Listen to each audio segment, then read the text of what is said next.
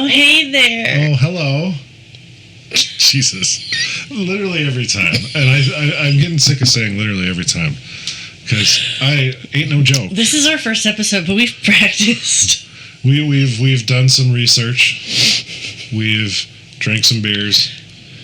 We've made some pilot episodes. Maybe you'll hear them someday, God willing. We are the History Buffoons. Hello. Welcome to our first episode. Yeah, huzzah. Well, I am Kate. And I am Bradley.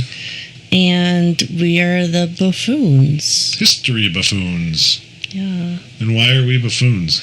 Because I don't know shit. That is accurate. I can attest to that. About history. We know...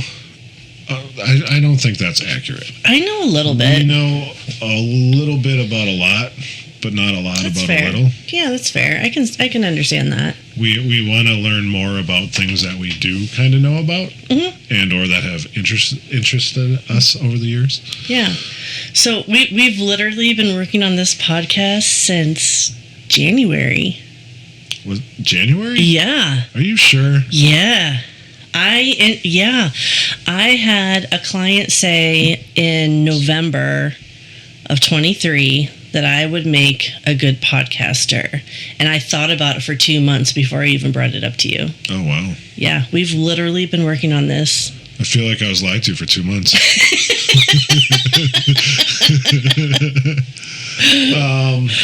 Yeah.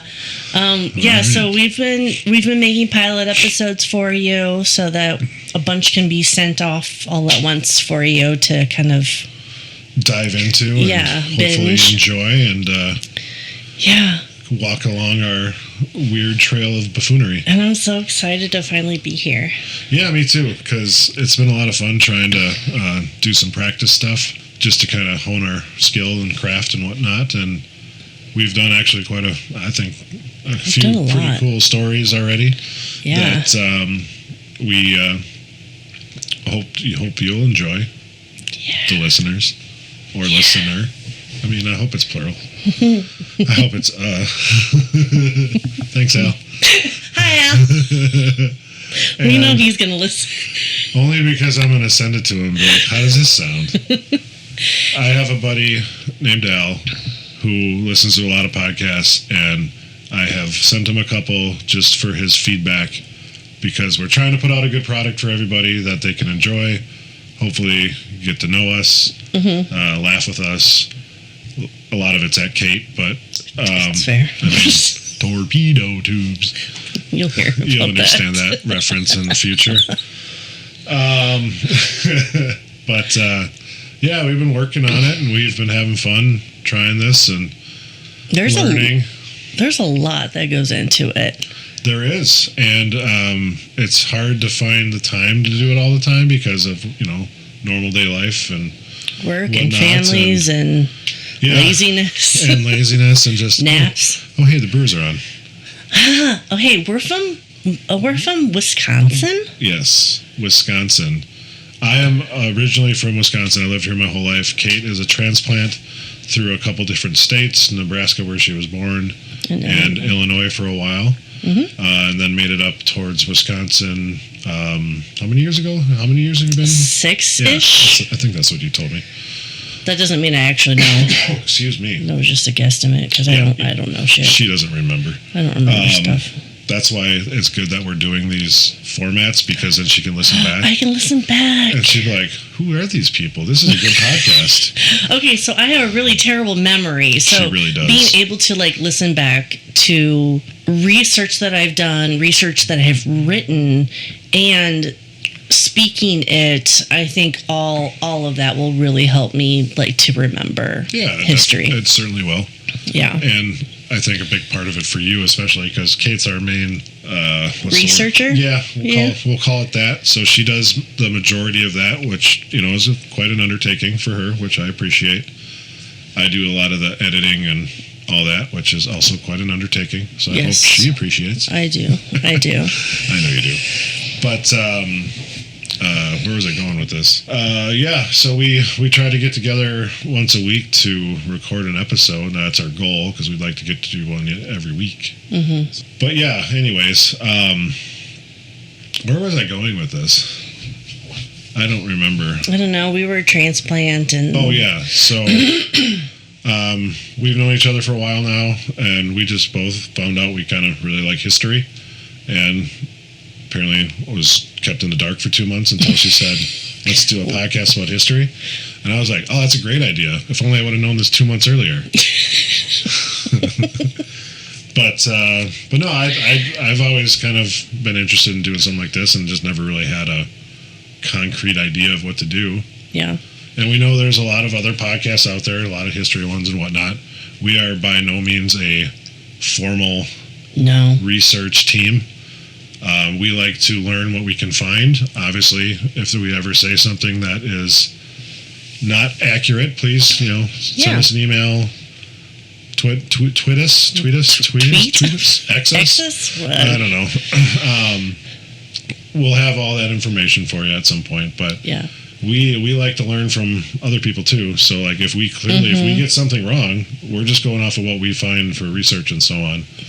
Please let us know, or if you have ideas that you would like us to kind of look up and talk about and so on, we'd love to hear that as well, because we're always open to ideas for different topics, because Kate really likes World War II history, obviously more than that, but that's her main love of history is around there. Yeah, I like a lot of medieval times and stuff like that. You like kings and queens, and I do. That's a song by 30 Seconds to Mars. There's so much kings and queens history. It's really overwhelming because they all have the same names. Well, they're all, a lot of them were related, and some intermarried to keep the bloodline pure and all that stuff, a la, Game of Thrones kind of stuff. But you got to also remember, look how long that time frame was, where it was kings and queens. Really up until what, 1700s is when, obviously there's still some around today, but they're not the policymakers and such. They have a parliament or our government or whatever it might be. Right. So yeah, there's a lot of that out there. Yeah. But I like medieval stuff because we're not dead yet. But obviously we won't pick from just those eras all the time. We're gonna jump around. Yeah. Just to make it interesting, so it's not just the same thing week after week. Yeah. Now this week, we're going to talk about the second king of 1403. Right. And we like to focus a little bit more on the people as opposed to the event. We like to find events that have a specific person that's involved. Yeah. And was a big part of said event. Yeah. Even though there might have been a lot of people involved, we try and pick one person overall.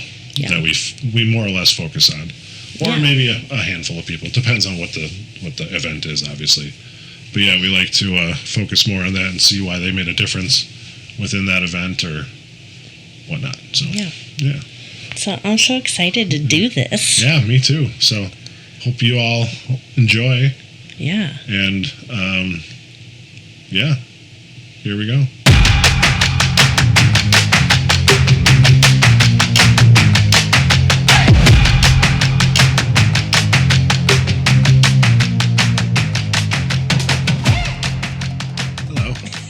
Oh, hey. Oh, hey there. Wow. I'd like to think we're going to get better at this intro, but I don't know if I have the... Whoa. I think Kate might be dying. I'm Kate. And I'm Bradley. Hello. Oh. You okay there? Yeah. Yeah? Just the oh, hey there is just so funny. It still gets you, doesn't it? Oh my gosh. Oh dear. Okay, so Bradley had a good idea, and we went to the liquor store. We did go to the liquor store. Going to the liquor store is always a good idea, but... Well, to each their own. But. We picked up a couple beers to try. While we podcast today. Yeah, and we chose Bell's Brewery out of Michigan. Comstock, Michigan. Originally from Kalamazoo. So I got the Oberon Ale. You sure did. It's their summer beer? Yeah, the American wheat ale. Yeah. So I'm going to try that. And what do you have? I have a Hazy Hearted IPA. So it's a play off their Two Hearted, but more hazy. Yeah, there it is. That wasn't sound effects, folks. It's real life. Cheers. Prost. Huh? Wow. I like. It's definitely a little smoother than the Two Hearted, which isn't a bad thing. I'm just saying. Is it three-hearted? Maybe 1.5. Anyways. So how is your beer? It's good. I like it. I don't know if I would buy this over Two Hearted if I was going for a Bell's again, but I'm not saying it's bad. Yeah. I enjoy it. It's not as hazy as some of the other ones out there that are. And by hazy, it's usually like I guess a little more citrusy, juicy kind of flavor to it. This one's citrusy. Yeah. Yeah. That's their summer beer. They sell a boatload of that. They usually have like a kickoff in roughly March, where like... In Comstock? No, just for like the distributor selling it. Oh. They usually have like, it's called Oberon Day. It's like the first day that we can actually, or not I say we, you can actually send out Oberon to the stores and whatnot. Yeah. So, but yeah, I mean, they've been around for over 40 years out of Michigan. That's why I thought it was funny when they moved to Comstock, because I always knew they were from Kalamazoo. And then all of a sudden their stuff started saying Comstock. I'm like, wait, did they move? Yeah, they have both. They built another facility or something in Comstock, I believe is what it is. But I did find out, actually, I did want to say this because I didn't know about this. So, side note, I used to sell beer for a long time, and I did sell Bell's products. And I never knew this about Oberon, that in 1998, Bell's had to change the name of Oberon from Solsun, S-O-L-S-U-N, kind of like, because Sol is sun and... Oh dear. Hi, kitty. She jumped on the table and I reacted, so I had to show the viewers why I reacted.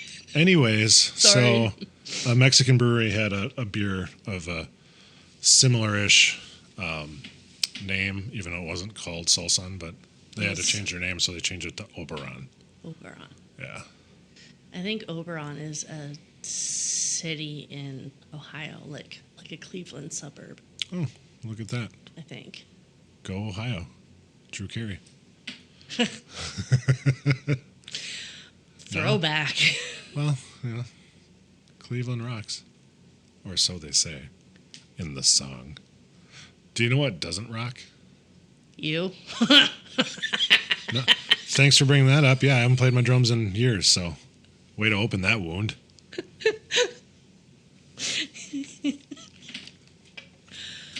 I do know what rocks. I can catch on. I said, do you know what doesn't rock? Oh, doesn't rock. Okay. And you said me, and then you said, I do know what rocks. I have rocks, but in your brain? There's a Himalayan stone rock next to you. I feel more calm. It's not on, butthead. Oh. I blew out the light. Not like blew. I'm like, it's not a fucking candle.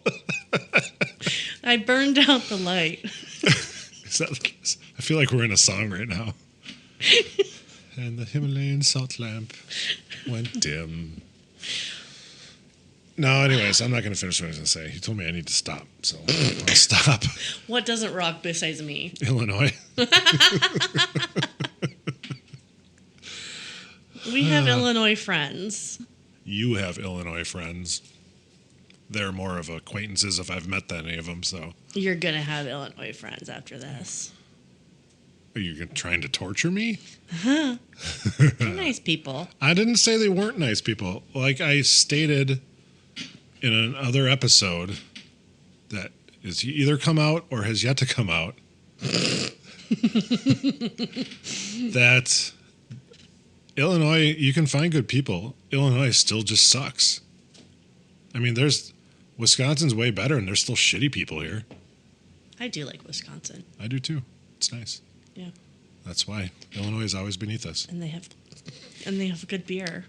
We do. We have a lot of good beer. But okay, so do you know where the Bells, like how far out they distribute? Because obviously they're in Michigan. They're nationwide. Yeah, so they're everywhere. And actually, I think it was early last year, they sold. So the guy, I forget his first name, Larry Bell. That's it. Larry Bell sold his basically his stock in the company to I think a Chinese brewery or something. But it's the same company that also owns New Belgium, which does Fat Tire. Used to be like their flagship beer, but now they do the Voodoo Ranger series, which is very hop forward. So they do a lot of IPAs and variations off of that and so on. But they're the parent company of both of those breweries now, and New Belgium is out of Fort Collins, Colorado. My brother's family lives there. Yeah, you had told me that. And then, of course, Bell's is still in Michigan, so they're all under the same umbrella now. Yeah. So a lot of distributors who distributed one and not the other now distribute both, and some lost it, obviously, to go to other ones, whatever. But, yeah, they're all one big happy family now. Nice. Yeah, but I'm pretty positive they're nationwide. I don't know if they exported at all. That I don't know. But yeah, I used to sell a lot of Bell's beer. It's good stuff. Yeah. So I'm pretty set in my ways with Modelo or New Glarus. Glarus, but yeah. Well, Glarus. it's okay. I can't pronounce Eau Claire, Eau Claire. I don't know how you pronounce it, but I know how to spell it. It's Eau Claire. Okay. Oh, maybe I can remember it that way. I hope you don't. I have a friend named Claire. Should I just be like, oh, Claire? Oh, Claire.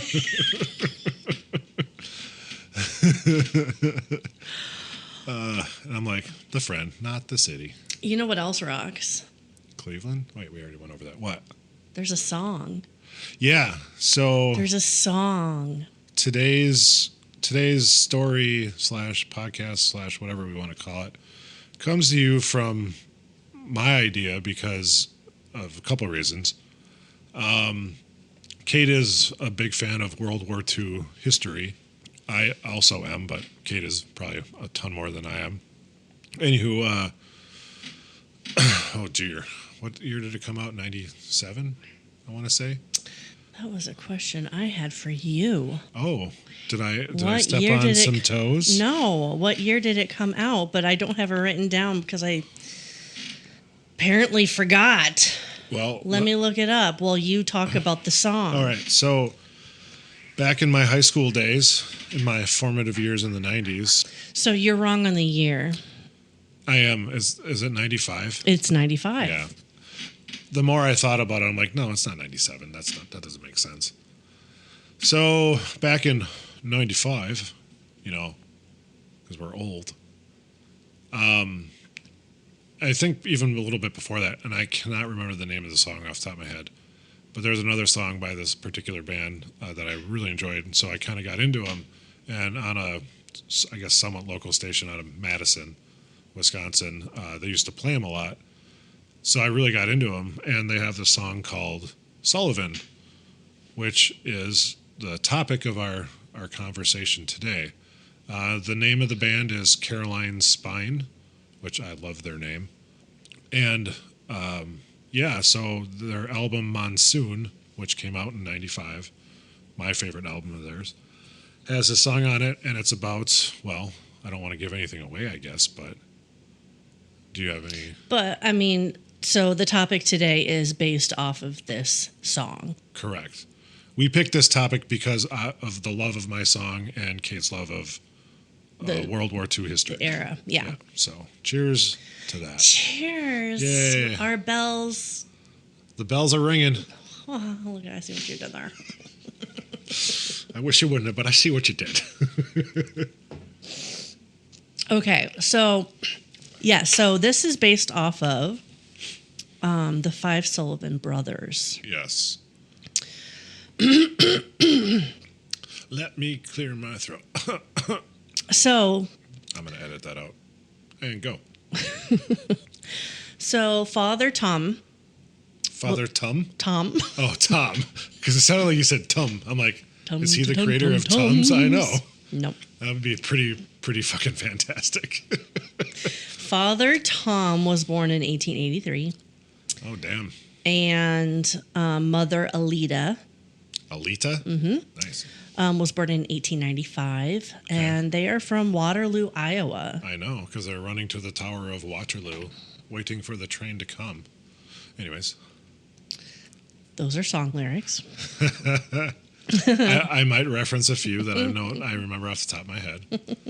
Okay, so like I said, there were 5 brothers. The oldest is George Thomas. George? George? Hey, have you seen George today? No, he's down in the barn. George, supper. Oh, my word. That was fantastic. I think I actually got Kate to tear up on the podcast here. Supper. Supper. Yeah. They rang their bells. I know. I was just gonna say. Oh, man. This is a fucking train wreck, and it's awesome. Like, maybe they were... Speaking of train wreck, they're running to the Tower of Waterloo. We're going to keep going. Waiting for the Sullivan train to come. Oh, my goodness. Okay, so George Thomas Sullivan was born December 14th, 1914. So he was the oldest.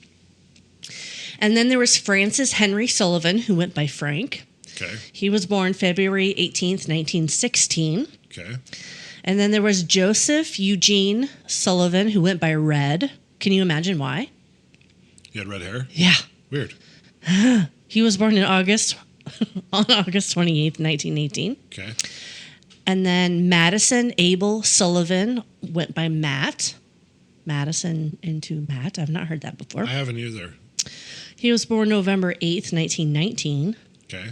And then Albert Leo Sullivan, who went by Al, was born July 8th, 1922. So 22 from 1915 to 22? 14 to 22. 14 to 22. Mm-hmm. So all 5 brothers were born in 8 years. That's crazy. Yeah. And also the fact that Alita was 20 when she had her first kid. Maybe, also, possibly 19. They actually had a daughter as well. They did? Oh, yeah, I knew that, actually. I'll get to that.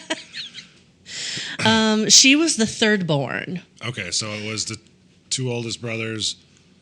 What was her name? Genevieve. Genevieve? Mm-hmm. She went by Jen. And then, so it was the 2 oldest, Genevieve, and then the 3 other boys. Okay, yes. Gotcha. So 6 total kids. Yes. Okay, so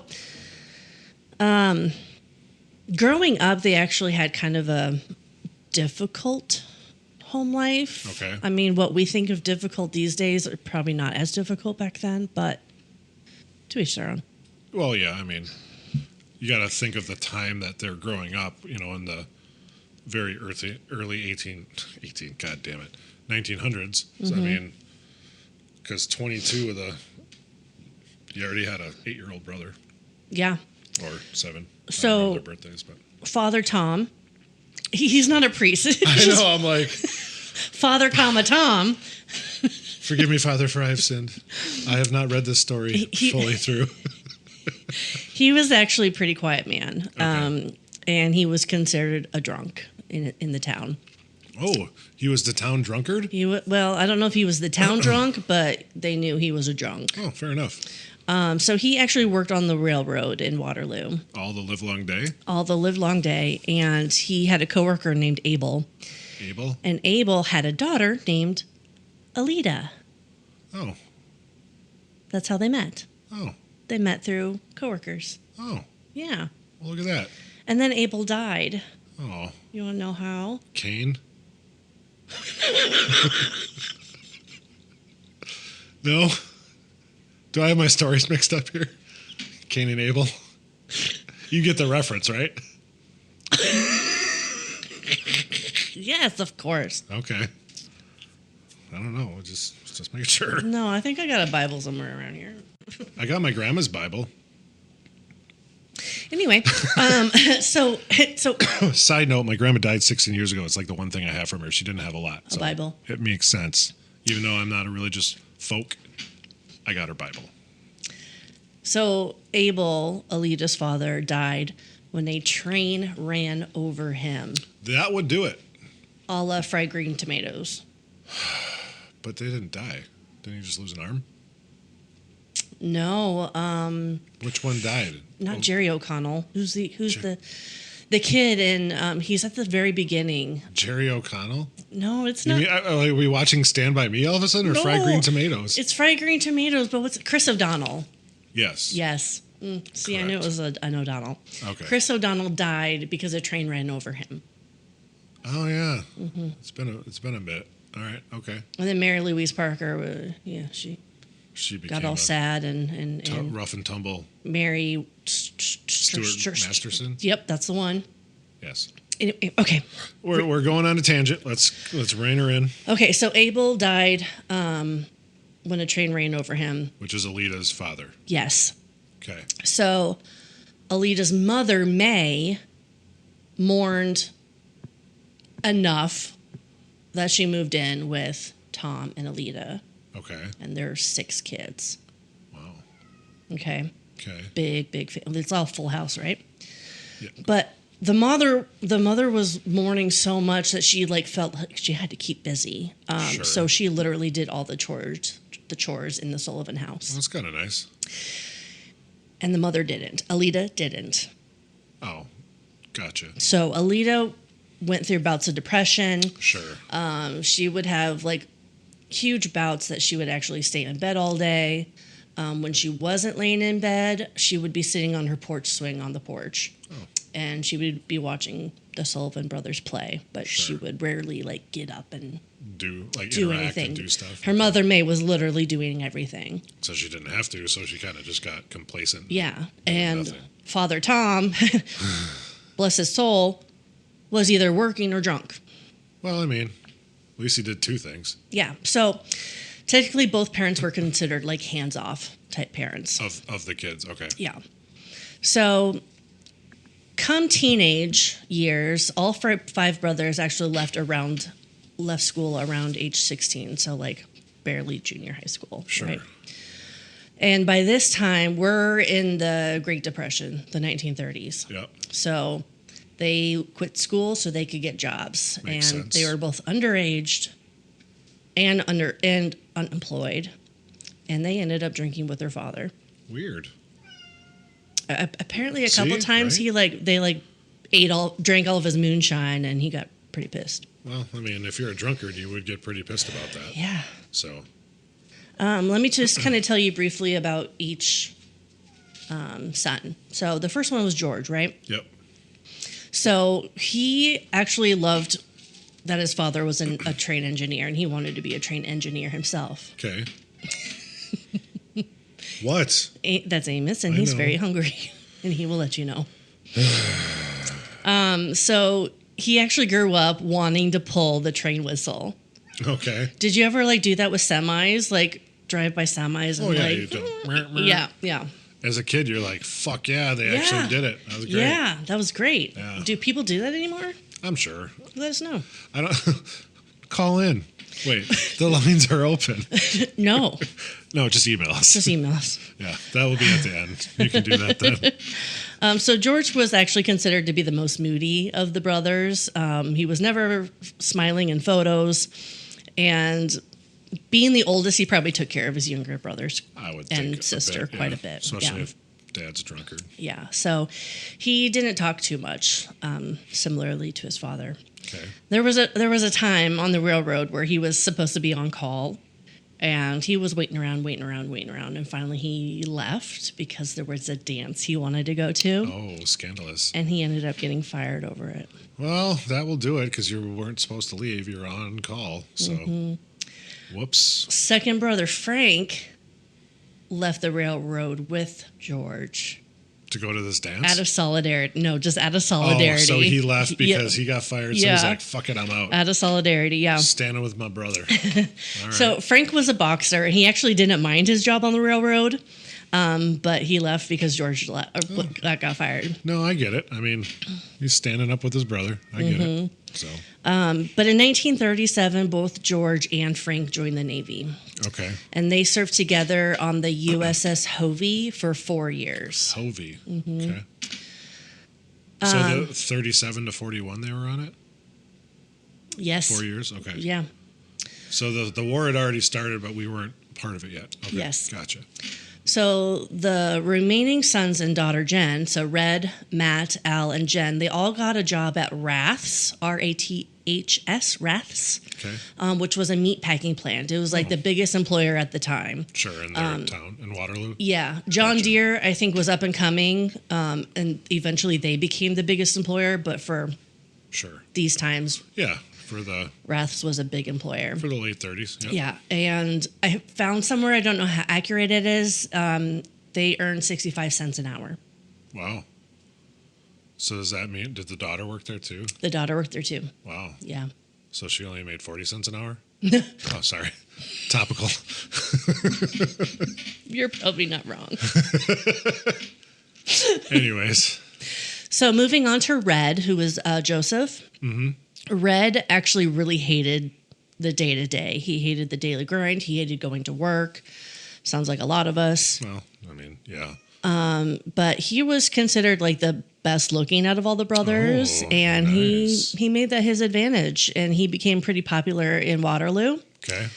And he ended up buying a motorcycle. Oh, look at him go. Yeah. And people would gather around Red and like admire his bike, and he felt pretty good about that. I'm sure he did. But to terrorize the family neighborhood, however, he would roar his motorcycle up and down the street on Sundays before church. Oh dear.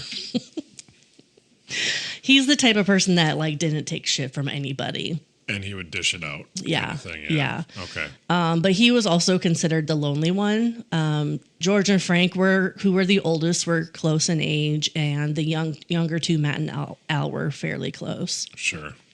So Matt was Madison. Yep. Matt resembled George, the oldest brother, quite a bit. He was also very quiet and subdued. Gotcha. But he was very motivated. He found the meat packing job pretty easy, and he wanted to go back to high school eventually and actually get a higher paying administrative job. Sure. So he had his sights set on. He had aspirations for Yeah. a better life. Good for him. Yeah. Al, the youngest, was actually the first of the brothers to marry. Okay. And he ended up having a son named Jimmy. Oh, hey, Jimmy. Yeah.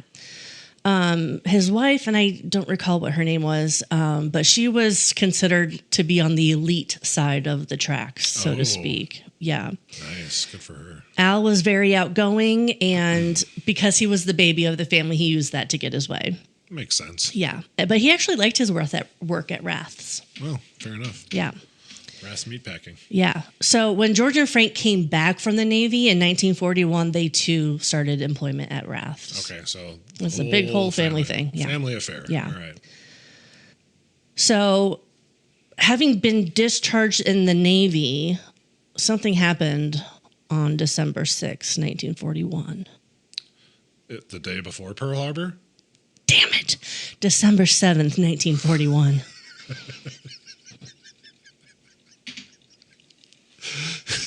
I'm like, what happened the day before Pearl Harbor?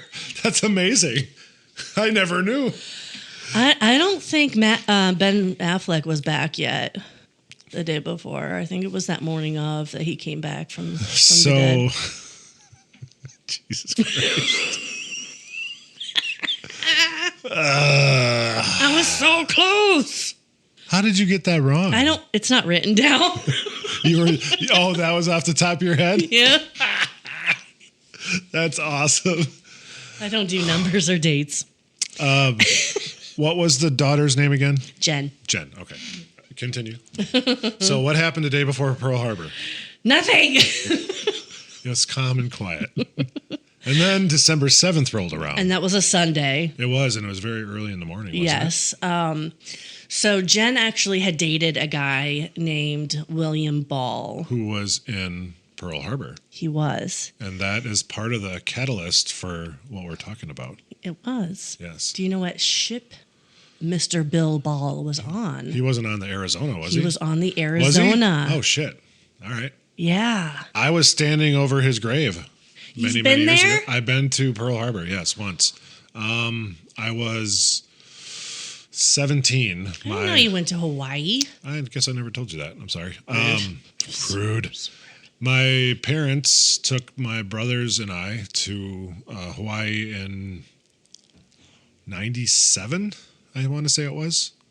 And it was lovely. And one of the day trips we kind of did, we stayed, I think, mostly in Maui, but we were on the Big Island first, which is where Pearl Harbor is, if I'm not mistaken. Hopefully I'm not getting my islands mixed up. But anyway, so one of the day trips we did when we were there, we went to the Pearl Harbor and saw the USS Arizona Memorial and everything. It was super cool. I would love to go back there someday. I know Sarah, my wife, would love to go back to Hawaii someday. Her parents go there a lot, actually. I don't think they've been there in a bit, but they used to take trips there all the time. I'll be in the suitcase? Sure. Okay, great. Yeah. I might have to pay extra for that one to get boarded, though. Probably. Well, why don't you explain what the USS Arizona was briefly? Well, it's pretty much the most famous ship that was attacked in Pearl Harbor. Lots of ships were sunk there, but that was the main one that was like, I guess, the most notable that people talk about even still today, at least when I've ever talked about Pearl Harbor, because a lot of people got trapped in there. A lot of people died. Yeah. When it sank and everything, and I think I could be wrong on this, but like it's still like leaking oil to this day out of it or something like that. It's like almost kind of creepy and ominous, but yeah, I think it's just the most notable ship that you ever hear, and then that's I think why that main one has a memorial. And they kept it down. They kept it underneath the water surface. They never raised it. It's still there. Like the memorial, like it's over top. You're like standing over the USS Arizona when you're on the memorial. Yeah. Wow, that's so eerie. Yeah, it's to think of all the people that died, in that freaking ship because of what happened. Yeah. But yeah, I think, at least to me, it's the most notable ship. I couldn't name one other ship off the top of my head, so I'm glad I got it right. Hey. So Bill Ball was actually kind of considered their sixth brother, because they were so close. Right. And yes, that his death. And actually, his brother was there as well, but he was just injured. Okay. That was the catalyst for them to enlist in the Navy. Yeah, that's because out of hey, these fuckers attacked us, and because of their sister, yeah, with her relationship to Bill Ball, said we're gonna go. Yep. That's why they all joined up.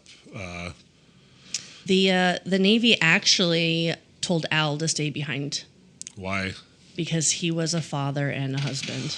Oh, but he was so gung-ho. Well, I mean, you look at all the people that lied about their age back in World War II, and, I mean, there was 14, 15, 16-year-olds trying to go fight war because of what was going on. You wouldn't see that today. They'll all be like, I need my safe space. But either way. Well, anyway, the Navy relented. Well, good. Well, clearly. Yeah. We wouldn't be talking about all five Sullivan brothers in this song if he didn't. But the Navy also had a policy where siblings could not serve on the same ship. Well, they fucked that up. And the brothers told one of the Navy officers that if they couldn't be together, then they wouldn't enlist voluntarily. Oh, really? The officer was like, no promises, but I'll see what I can do. Sure. So after even that little promise of, I guess, no promise, George went back home and he wrote a persuasive letter to the Secretary of the Navy. Oh, wow. Yeah. That's impressive. In the letter, he highlighted his and Frank's past service. Right. I kind of figured that. And the brothers' motto is essentially like, we stick together. No, and that's awesome that they did. Yeah. And George's statement, he claimed that they would be an unbeatable team together. So impressed by their dedication, they relented and the Secretary of the Navy granted their request. That's crazy. Because just think if that one guy, and we'll obviously get there, didn't change his mind. So Al was told to stay behind, right? Because of being a father and a husband. He too wrote some letters. Oh. I guess they were pretty nasty. Oh, dear. Yeah. Like I said, the Navy then broke and let him enlist as well. So their theory of letting them all engage on the same ship was that it would make a good recruiting story for the Navy. I can see that, yeah. So after training, Amos is hungry. After training, they boarded the USS Juneau. Yep. Do you know what Juneau is? Let's see what I did there. Juneau. Do you? I don't want Juneau. to. Do you know? What about Juneau? What are you trying to hint at? Because this is terrible. Are you like trying to reference the Jaws speech? No. Okay, That's you the gonna do Indianapolis. that? I know. So what? Juneau is the Alaskan capital. Well, no shit. How was I supposed to get there from that? Did you know there's a Juneau in Wisconsin too? Really? Really? There's also an Oregon. Don't say it. Oregon. Don't say it. I'm from Wisconsin. Okay, so let's talk a little bit about the Juneau. Juneau about the Juneau? Wow. This is where the podcast lost its one fucking listener. Thanks, Al. So, hi, Al. So the USS Juneau was an Atlanta-class light cruiser. Okay. There were 8 of them in the Navy, and they were designed as fast scouting cruisers or flotilla leaders. Flotilla the Hun? But they proved to be more effective as an anti-aircraft cruiser during World War II. Sure. So the Juneau was commissioned in 1942.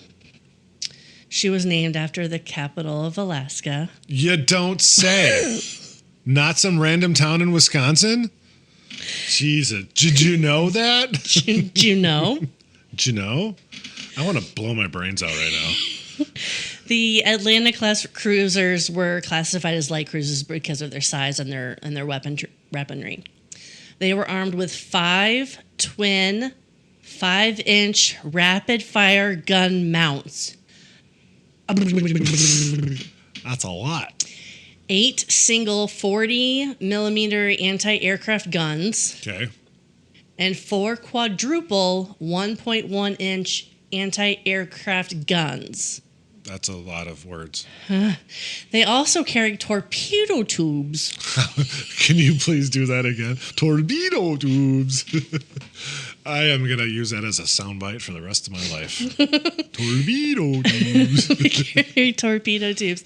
And the Juneau was approximately 540 feet long. Yep, that sounds about right. Yeah, Juneau. Do you know that? She succeeded 6,800 tons and was Big powered girl. by 4 broilers. Nope, boilers. We cooking on here?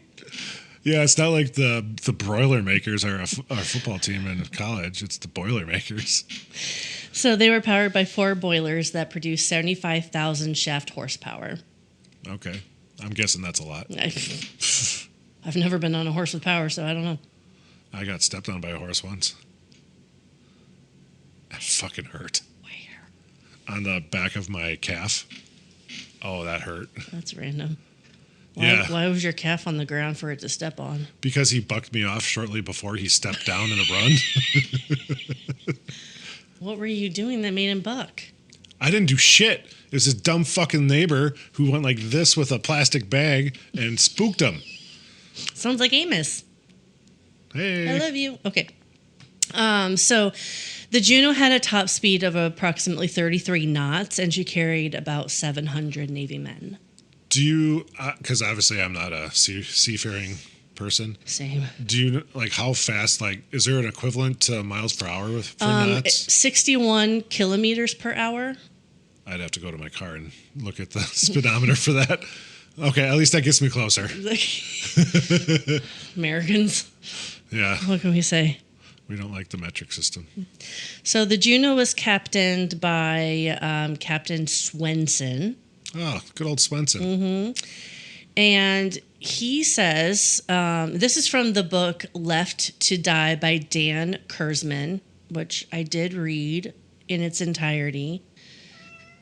There's a few spelling errors. In the book? Like a lot. Really? Like a lot. Seriously? Like a lot. Like that got produced with spelling errors? It was a lot. Can you show me this book? Yeah, I've got it on my Kindle. Oh, okay. Because I'd like to see that, because that's fucked up. Yeah, I mean, the story Was good. but yeah. Who's the editor on that one? Yeah, and I'll get into something else that was... Anyways, carry on. Yeah. So, Left to Die by Dan Kurzman. That will be linked in our show notes. Captain Swenson said, quote, "We must have no armor because we must carry heavy anti-aircraft guns and move rapidly. The ship is poorly designed, and all we're good for is convoying." I feel like he jinxed him right there. Yeah, he fucked him over real hard. Yeah. Spoiler alert. Swenson was nervous about his crew as they were fairly inadequately trained, and they were quite green behind the ears. Sure. And also untested in battle. Yeah, because, I mean, I don't know if you even know this, but do you know when that type of cruiser or whatever they call it, type of ship was like first produced? Because I know you said this one came out in 42, but was this like the Atlanta class? I do not know. Oh, Atlanta class, there it is. Yeah. Okay, because I'm not sure if like this was like a brand new class of ship or what. That kind of brings me to Swenson also being kind of inadequate, not more green around the ears. Yeah. This was the first time he commanded a ship like the Juneau, and he had no prior knowledge or even any type of information about the ship prior to captaining it. Gotcha. Yeah. So he was also very concerned that there were 5 brothers aboard. Well, yeah. Yeah. Jinx it. It's like having a woman aboard. Jinx. That's what the pirates used to think. Swenson actually complained about the brothers being on board, and the Navy replied that it would be good for public relations. They should have complained that he was untested at being a captain of this, but okay. Anyways. So, get this. Along with the 5 Sullivan brothers, there was also 4 Rogers brothers. Hey, it's my middle name. Joseph, Patrick, Lewis, and James. Okay. Where were they from? Do you know? No. And on that note, we're going to take a break while Keiko gets me a beer because I'm too trapped. You don't know where they're from? No. What, the Roger brothers? Rogers brothers. Hold, please. Is it spelt like my middle name? Yes. The Fighting Rogers Brothers. So Thomas Rogers lived a good part of his life in Monroe, Connecticut. He was the father of 11 children, so the 4 brothers. So I believe they're from Connecticut. Okay, cool story. We back? Guess who's back? Okay, so the 4 Rogers brothers were from Connecticut, supposedly. Joseph, Patrick, Lewis, and James. Supposedly. They were all boxers. Were they really? Yeah. Some of them were professional and some of them were semi-pro. So... Interesting. Their father... Thomas? Also happened to write a letter. Well, shit. He wrote a letter to the president. Why doesn't anyone email back then? Kidding.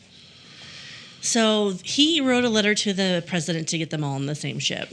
President wrote back allowing it as the Sullivans were already granted this privilege. Eventually, Joseph and James were separate from their brothers and boarded another ship. So they started there. 2 of them left eventually. Oh, so not all 4 of them were on. They started there. Gotcha. Okay.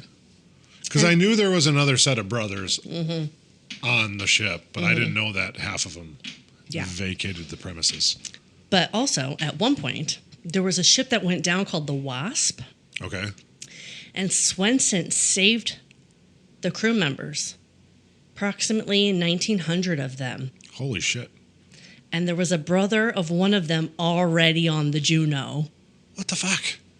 So he too boarded the Juneau. This story is about brotherly love. I'm going to tell you that right now. That's crazy. Yeah. Really? Yeah. I didn't know that part. Yeah. Excuse me. Excuse you. Well, I do declare that was not very gentlemanly. Like, Oh, damn.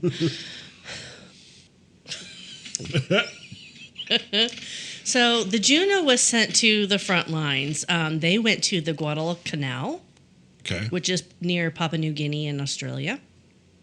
where's Grandma New Guinea? Anyways, pop. So as an anti-aircraft ship, Right. they were given orders to attack surface vessels, Okay. which was never their intended purpose. No, because they're anti-aircraft. So why the fuck would they be? Okay. Yes. Blundering through the war. So let's rewind and go back to that book I mentioned, Yes. Left to Die. Left to Die. There was another significant typo throughout the book, Oh dear. and it was about the Japanese submarine, the I-26, Okay. or the 126, So which one is or it? the 726. Are you serious? You have no idea how confused I was when reading this book. I was How like, many- wait, where did 726 come into play? How many submarines are there? That's really? Yeah. So did you clarify which one it is? It's the I-26. Okay. Yeah. That's weird. Yeah. So I went to Google AI and I was like, tell me about the 726. They're like, And then I went, okay, tell me about the 126. They're like, I got nothing. And then I did the I-26. They're like, here you go. I got lots of information for you. Yeah. Oh, Be thank like, you. okay. Appreciate that. Let's hope AI is right. Anyway, so the Japanese submarine, the I-26, Okay. was commissioned by the Imperial Japanese Navy in 1941. Gotcha. When it was submerged, it was 2,500 tons. Wow. The length was 319 feet, Okay. and it had 6 21-inch torpedo tubes. Torpedo tubes. I like that you laughed before I could even get there. With 14 torpedoes, Torpedoes. You say torpedoes weird. apparently. Are they Italian? I see what you did there. Throwback. Okay, so 6 torpedo tubes. Wow. Okay. Okay. There was 1 deck gun, 2 machine guns, Okay. and initially the submarine planned to carry a single seaplane, but that wasn't practical for them, and it was eventually Is it removed. because it's a submarine? Submarine? I don't know. I don't really know nautical vessels very well. Just so you're aware, submarines go underwater. Yeah, thanks. Okay. Thanks. You don't know nautical. Anyways. Is it yellow? Is it a schooner? So the I-26 was designed for long-range patrol and attack missions. Okay. So I didn't write down. I didn't write down what his title was. Maybe commander, general, Sure. submarine captain. I don't know. Minoru Yokota. He was 39. Okay. So there are 2 major religions in Japan. There's Shinto, and then there's Buddhism. Okay. There's smatterings of I'm sure. other things. Yeah, but those are the main 2. Yeah. Right, Guess okay. what his religion was? Shinto. Christianity. That's weird. Really? Mm-hmm. That's surprising, actually. And everybody on board knew it. I went with one of the 2 you said because I didn't know it was a third choice. Yeah. Well, that's why I said there's a smattering of yeah. others. Well, you smattered, all right. I sure did. I led you on that one Well, good thing it doesn't smatter. Let's go. to fail. So in 1942, Guadalcanal Patrol. Sorry, in the 1942 Guadalcanal Patrol, the submarine was meant to deliver supplies to Allied planes. Okay. And they actually ended up on a reef. What's that called when you Run aground. I don't know, almost like a beached whale? Run aground. Sure. It was I mean, on a reef. And so out of the 6 torpedo tubes, the reef and the damage that reef caused yeah. damaged 4 of their 6 tubes.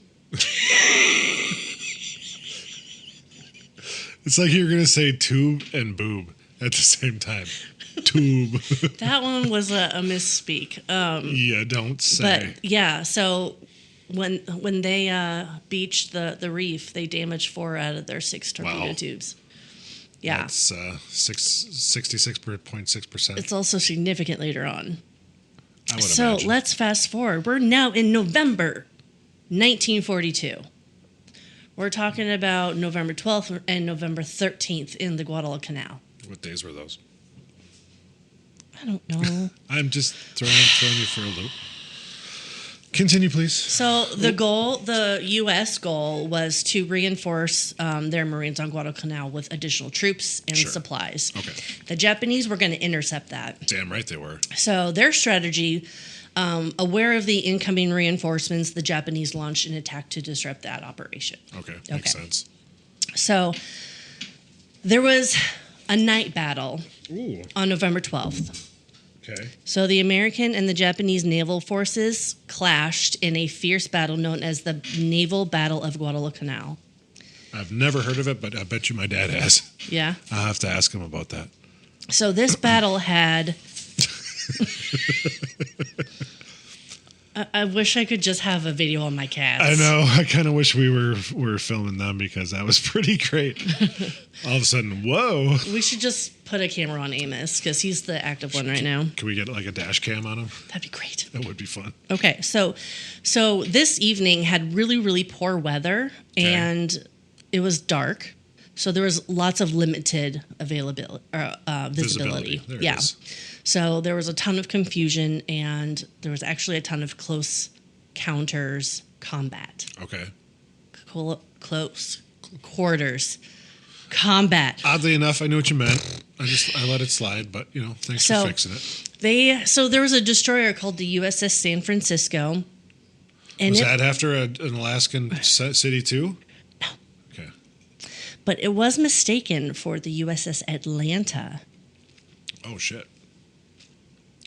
Was that significant that it was? Yes, because they thought the Atlanta was an enemy vessel and opened fire. Oh, shit. Really?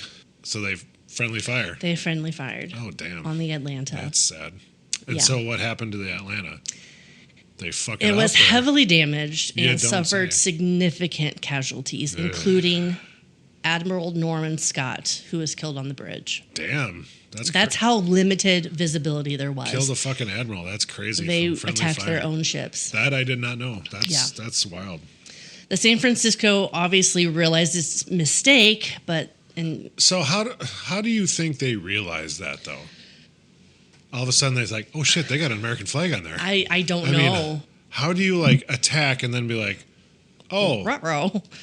I was looking that way. I don't know. That's crazy. Yeah. I did not know that. I'd never heard that before. Mm-hmm. So then there's a destroyer called... you can call it a destroyo. Destroyo? What's up, No. destroyo? It's called the Amatsukaze. Oh, no, there's a Japanese one? Okay. Mm-hmm. The commander, Hara, had his sights set on the Juneau. He eyeballed the Juneau. He's like, I want to go to Alaska. So within 8 minutes of this battle, Hera sent a torpedo straight for the hull. Okay. The Juneau seemed to literally jump out of the water about 6 feet, shaking and rocking. The torpedo hit the fire room of the Juneau, killed 19 men instantly inside the fire room. Dear. George Sullivan, the oldest, was thrown into the bulkhead, severely injuring his back. I'm thinking broken back. Okay, I have to ask this because of that statement already. Were there survivors of the Juneau? Yes, but I will get to it. I know. I didn't want to jump the gun, but I had to ask. It sounds like you did. Well, no, I jumped the cat. Obviously, because someone had to give him this information. Because how would they have known that he hurt his fucking back? Okay. Sorry, Yep. I didn't mean to jump. So the book Left to Die by Dan Kurzman, quote, the bridge of the Juneau now leaned precariously to one side, and the ship itself was 11 feet down by the bow with a 2-degree list, while only one screw worked the main feed pump, which barely worked, Communications didn't work at all, except for sound power phones, and the steering wheel wouldn't steer. Ew. That'll make it hard. Somehow yet the Juneau limped away to safer waters. That's impressive, really. Yeah. Because if you're like half kiltered in the fucking water, and like I'm obviously not like Titanic sinking, but yeah, with no steering. Yeah. Somehow they managed. Get the oars out and let's go, guys. Well, others followed suit. Some of the other Allied ships also followed suit to assess their damages. Gotcha. So Commander Yokota of the submarine I-26 followed them, obviously. Why wouldn't you? I mean, I got 2 out of my 6 tubes left. So now he's got 5 ships. Like in his line kinda? of sight, yeah. Jesus Christ. His periscope, if you will. Well, I mean, they do have a line on there. Anyways. Oh, God. Is that radar? These are not movie effects, folks. These are actually from Kate. Oh, my God. Okay. Anywho. Okay, so the I-26. Remember how many torpedo tubes there were left? Yeah, 33%. You're such a dork. 2 out of the 6. Yeah. So he had to strategically choose which vessels to fire upon with his limited... I don't know if you have this information. I don't know how the setup of the tubes were. Were there like 1 on one side, 1 on the other, 2 on the same side? Because obviously, from what you just said, he had to strategically decide how he's going to shoot and so on. That would obviously be a big indicator of, okay, I have this tube here. Yeah. And that ship's there. So in the book, I don't recall them stating where the tubes were. However, there was a lot of mention of if I fired at this ship, the backlash would damage our own submarine. So I can't go for that ship. Makes sense. I can't go to this ship because of the angle of the tubes. So there was all of that strategy in there. So the goal for Yokota was to knock out a heavy cruiser, and that would have been the San Francisco. So Yokota wasn't confident in the angle of the trajectory. He would have to maneuver around a light cruiser just in front of the San Francisco. Was that the Juneau? The torpedo missed. Oh, shit. The San Francisco. Okay. And at 11:01 on November 13th, 1942, the Juneau blew up. Wow. Like, fully blew up? Yokota missed the San Francisco, and it went to the Juneau. So he never even intended to hit that? No. Wow. That's wild. Yeah. And it was such that one shot. Was it 1 or 2 torpedoes? Does it say? I did not write that information down. Yeah. But that one hit. Mm-hmm. And now remember, they were already damaged, too. Well, right, obviously. So I'm sure, like, fuel could have been leaking places or whatever, blah, blah, blah, kind of things to help, obviously, fuck that shit up. So guess how long it took for the Juneau to sink? 1 minute. 20 seconds. I was going to go 30 seconds. That was my first guess. Isn't that insane? 20 seconds. That had to blow a ginormous fucking hole in it then for it to sink in 20 seconds. Out of 700 men, 140 survived. That's impressive, actually. Mm-hmm. Wow, okay. I mean, that's 20%, so... So, fearing further submarine attacks and mistakenly believing that there were actually no survivors due to the massive explosion, nearby Allied ships left the scene without attempting any kind of rescue. Well, they thought, we're going to get attacked next, and there's no way that there's any survivors, so let's just get out of here. Was this at night? So, at this time, it was 11:01 a.m. Oh, that's on right. November I'm sorry, 13th. you said that.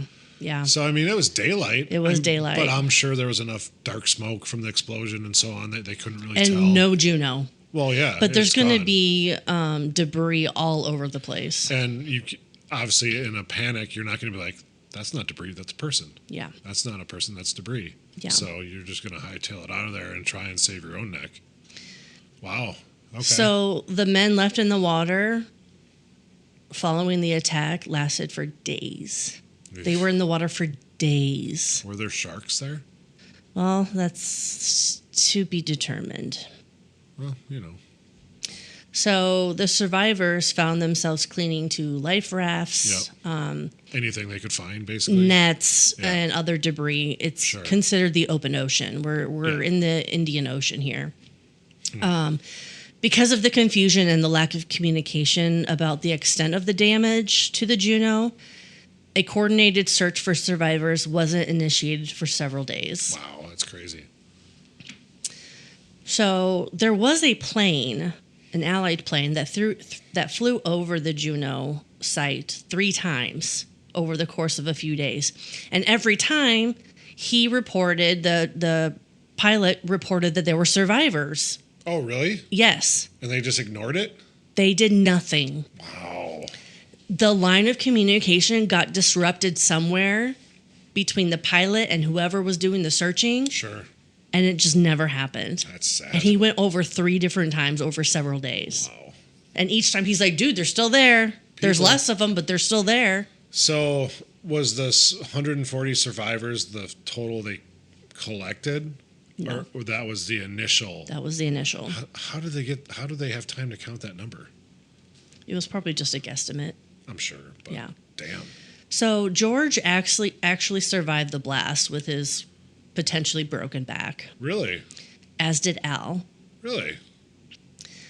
So, floating on debris, George yelled and yelled and yelled in the water for his brothers. Al never responded. Okay. George did end up finding him. He would swim between debris looking for his brother, any of his brothers, and he found Al, and Al was just in complete shock. Well, right. So he didn't even really register what the heck was going on. Yeah. So a friend on another raft said that he actually saw red. Really? He had said that his head was split open. Yep. But after just the first day in the water, he didn't see him again. Okay. So it was suggested that he probably died within just hours of the explosion. And probably sank, I would assume. So Al was clinging onto a rope, and George swam off to look for his brothers in other rafts and debris. And when he came back, Al was gone. Oh, shit, really? Yeah. That's sad. Yeah. So being in open water, you kind of had mentioned something already, but what kind of conditions do you think they would experience in the water? Well, dehydration is number one because you're in salt water. Mm-hmm. Well, fatigue from the swimming, and probably some predatory seafaring animals. Seafaring. Like sharks. So, yeah, the elements were quite harsh. I can imagine. They all battled dehydration. Of course. But there was exposure to hot sun and then cold nights. Yep. During the day, the men would actually take off their clothes because it was so ungodly hot. Right. But were freezing then at night. Well, of course. And after so many days, their flesh was just completely raw. Ugh, yeah. That's gotta suck. Yeah. Most of the men also endured hallucinations from drinking the salt water. Well, yeah, because at that point, you're so damn thirsty, you're going to do anything. So some of the men hallucinated that the Juneau was, quote unquote, underneath them. Oh, so did they try and swim to it? And they would try to swim to the Juneau because they were hungry and they wanted food. And they knew the Juneau had a mess hall. Wow. And they would die. Well, I mean, they aren't wrong. It was below them. You know? I mean... But they never came back to the surface. Others hallucinated that there was an island within swimming distance. Oh, and they tried to swim there? And they tried to swim there. Sad. The worst elements that they could encounter was sharks. Yeah. I figured. Yeah. The very first day sharks came. Well, yeah, because smorgasbord. Yeah. And these were actually sharks that were man-eating sharks. Like they weren't like great whites or whatever. But they were. I don't remember if I wrote down what kind they were. Sure. But they were actually sharks known for eating human flesh. Gotcha. So they benefited quite a lot off of the dead bodies from the blast. Yep. So they were quickly shooed away from the survivors by creating like really frantic movements in the water. But eventually the sharks got more and more aggressive. Yeah, they got bold. So one by one, the surviving men with their hallucinations would tumble off their rafts in search for food or land. Or whatever. And literally be taken down by these sharks. That's crazy. There were hundreds of these sharks. Wow. I tell you what, you ought to read this part of the book because the detail is horrendous. There would be screaming heard throughout the night because they would get taken under. Yeah, right. They would swim somewhere, be taken under, and all you hear were screams. Right. Eventually, though, the men on the rafts stopped reacting because it was they got used to becoming commonplace. Yeah. Yeah. So George grew more and more unstable from drinking salt water, and he was also dealing with his heartbreak of reality. He claimed he saw an island and was going to go swim for it. And there was actually an island. Oh, really? But it was 50 miles away. Holy shit. How would he have seen that? Unless it was a flat earth, he would not have seen that. Yeah. Sorry, there is curvature. Either way. So once in the ocean, within about 25 yards, 3 sharks attacked him and tore him to pieces. Oh, dear. Well. And that was the 5th brother. See you, George. It's been real. Yeah. Wow. Okay, so do you have... Oh, I'm sorry. I'm not done yet. I'm not dead yet. Bring out your dad. But Okay, so finally, after several days adrift, yep. rescue aircraft finally came and spotted some survivors. Only 10. 10 out of the supposed 140? Only Holy 10 fuck. were rescued. That is sad. I didn't honestly know there was even any that survived. I didn't know that number, to be honest. So, wow, 10 out of 140. That's crazy. So news of the sinking of the Juneau was actually initially withheld until the victory at Guadalcanal was secured. Sure. So they kept that under wraps. Which is understandable. You know, propaganda and all that back in wartime. So, yep. And the reality of the survivors remained largely unknown until well after the war. Okay. And the story of the Sullivan brothers, who all were perished on the ship, became a stark symbol of the sacrifices made by American families during the war. Right. So back in Waterloo, Iowa. it wasn't, so this was November we're talking about, 1942. It wasn't until January of 1943 did news finally reach Tom and Alida Sullivan. Right. Yeah. So if you had gotten news that your child was missing in action or deceased, who do you think would come tell you? Usually, then they send a priest and a... like an officer. Usually a little bit higher ranking officer that obviously wasn't overseas. Right. Was here. But usually, I think that's what they did. Yeah. Right? They found out through a neighbor. What? Seriously? A neighbor's son wrote her and said that the Sullivans went down with their ship, and the neighbor came over and told Alida. That's messed up. She didn't believe it. Well, why would she have? So another week later, January 12th, 3 naval men came to their doctor. Okay. Lieutenant Commander... Came to their what? To their door. Their doctor? I said doctor. I'm like, hey, Doc, what are we going to do? I don't know. Just go fucking tell her. 3 naval men came to their door. So it was Lieutenant Commander Truman Jones, who was coincidentally the man who also swore in all 5 Sullivan brothers. Okay. I guess that makes sense. Oh, I only wrote his name down. So there were 3 naval men. And other guys. Hey. 2 more. I don't know who they are.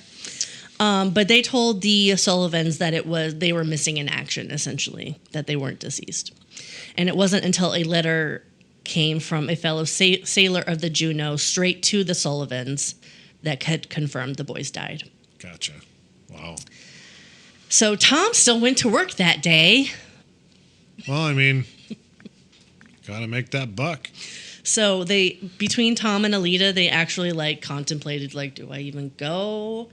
And Alita was like, the trains that you're working on are literally carrying war freight.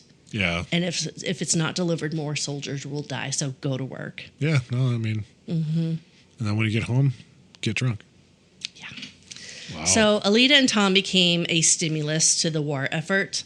Letters of condolences came in from all over, including from President Roosevelt. Yep. Alita christened a new destroyer named the Sullivans. Near the St. Mary's School, a statue of the Blessed Mother was dedicated to their sons. Okay. There was a Sullivan Park, and they led a parade in Chicago for St. Patrick's Day. Fucking Chicago. Year after year, Alita would repeat how old her sons would be if they had survived. Sure. And Tom drank more. You don't say. And he was actually fired from his job for it. At the train yard? Mm-hmm. Oh, man. But railroad officials in Chicago reinstated him. Wow. Because he was the father of 5 heroes, and they didn't want that bad publicity. Wow, okay. He retired in 1948, so really not that long after. No, not at all. Yeah, and he died in 1965. Okay. Both Alita and her mother, May, ended up in the same nursing home. Alita died in 1972. Okay. And May died a few years later at 105. Wow. It's because she was busy cleaning. Well, I was going to say, she outlived her daughter. By a lot. Yeah, I mean, what year did she die? It didn't say, just a few years later. Oh, okay. She was 105. Wow, Yeah. that's crazy. Jen, she died of cancer in 1975. The daughter. Mm-hmm. And she, during the war, she was actually part of WAVES, which is the United States Naval Reserve, or like Women's Reserve. Okay. And it was just a branch that the women could join. I was not aware of that. Okay, nice. Yeah. Okay. Sorry, I lost some place. That's okay. So, if you recall Al's son, Jimmy, at 50 years old, he pushed for congressional passing of the Sullivan Act, which would convert into law the present informal Pentagon policy that forbids family members from serving together in the same unit or on the same ship. Right. So it was an informal policy, and he made it formal. Gotcha. Ow, sorry. Japanese commander Minoru Yokota became a school teacher. The Christian dude? Mm-hmm. Okay. He changed his name and only wanted religion to purge his guilt. He refused any reunions or kept in touch with any of his men. He wanted nothing to do with it. He just was trying to separate himself from the atrocities of war. Yeah. Okay. Captain Swenson went down with his ship. Oh, yeah. He was posthumously awarded the Navy Cross. Oh, fair enough. His son Robert went to the Naval Academy in 1944. Okay. And a destroyer which Robert would serve on was christened the USS Lyman K. Swenson. Oh, there you go. So back to like the Rogers brothers, Yeah. Patrick and Lewis Rogers went down with the Juneau. Okay, so they did die. Mm-hmm. And the other two, do you know what ship they went to? I don't. Okay. Joey Rogers tried to return to boxing after the war, but quit after losing only 2 matches. He spent decades plastering wallpaper, delivering milk, and assisting mechanics. For 15 years, he drowned his grief in a bottle. Yeah, it's not surprising. However, he conquered his alcoholism. Oh, impressive.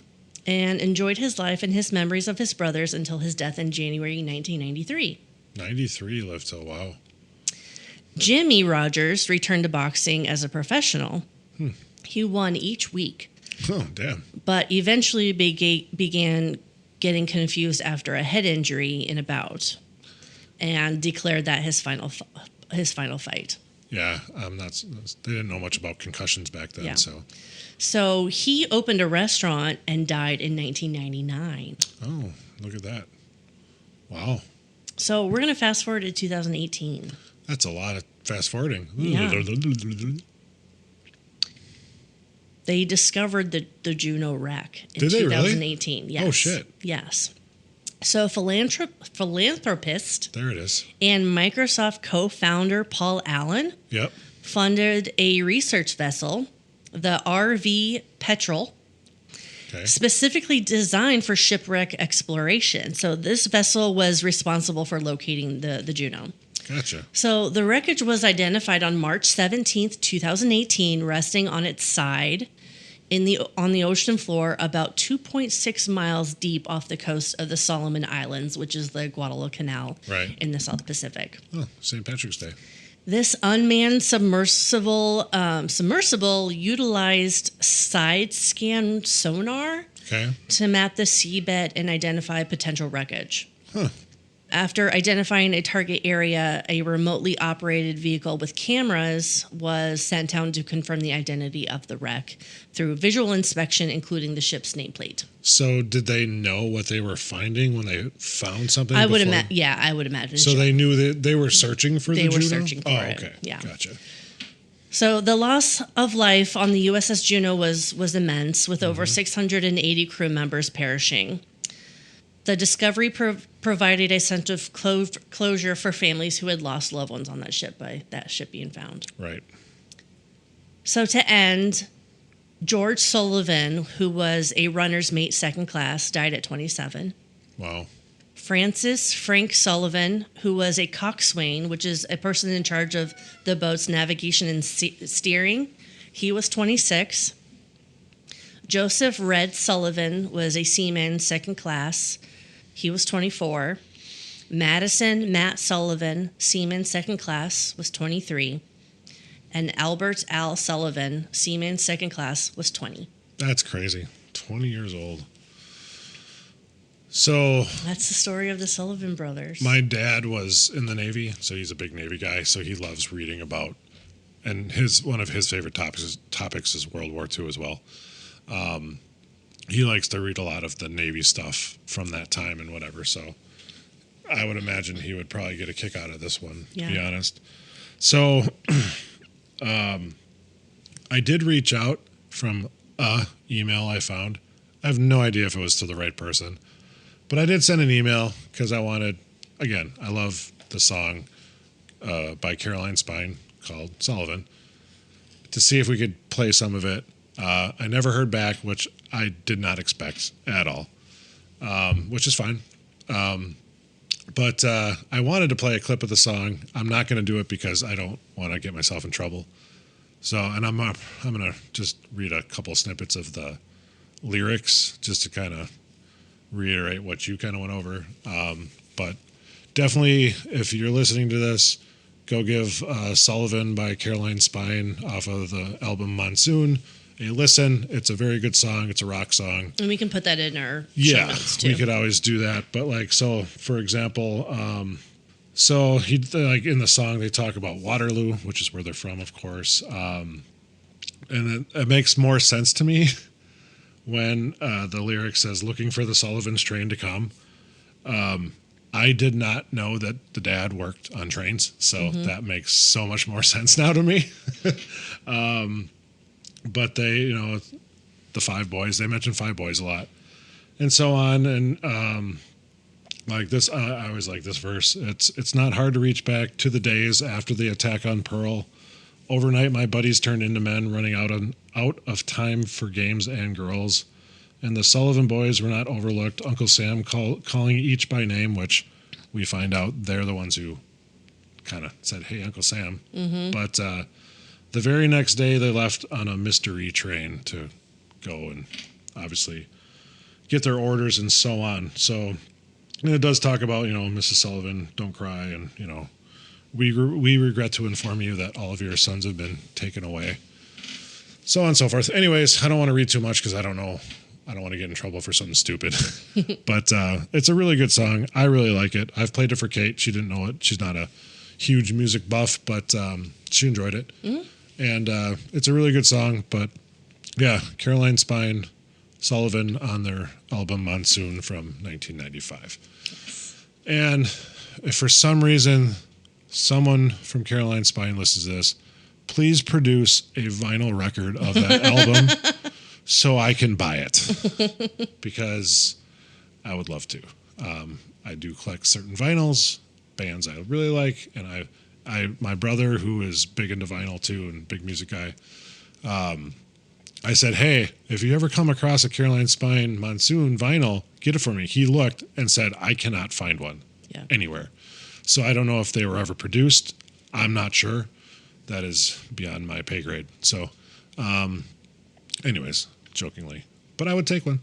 But yeah, I enjoyed it more, learning a bit more about them, because obviously I didn't know some of those things, of course. I knew some. But most of my information grew from this song. The song. Which is, I think, kind of cool. I like history stuff, as we're doing this, of course. But to get my main information, I knew they were from Waterloo because of the song. Yeah. And there also is a Waterloo in Wisconsin. But not that one. The one from Iowa. And she rolled her eyes. Wow. Let's see how it is. Let's go to Nebraska and have fun. Nebraska's great. To leave. Kidding. Illinois is worse. Well, at least Nebraska's next to Iowa. But we're rivals. In college or just in general? College. Well, who cares? Football. Who the fuck cares? Everyone's a rival in football. I did. Oh, that's right, because you had to adopt NFL because all you had was college football. That's right. Yeah. Yeah, my bad. Must suck to grow up in Nebraska. It wasn't. Shut your trap. I don't have a trap to be shut. Torpedo tubes. Torpedo tube. How did you say George again? I don't even know. George? I'm going to have to listen to that again. That was fantastic. But anyways, yeah. So more historic things to come in the future, wouldn't you say? Yeah. Well, I suppose. All right, buffoons. That's it for today's episode. Buckle up, because we've got another historical adventure waiting for you next time. Feeling hungry for more buffoonery? Or maybe you have a burning question or a wild historical theory for us to explore. Hit us up on social media. We're History Buffoons Podcast on Reddit, X, Instagram, and Facebook. You can also email us at historybuffoonspodcast@gmail.com. Follow us wherever you get your podcasts and turn those notifications on to stay in the loop. Until next time, stay curious and don't forget to rate and review us. Remember, the buffoonery never stops.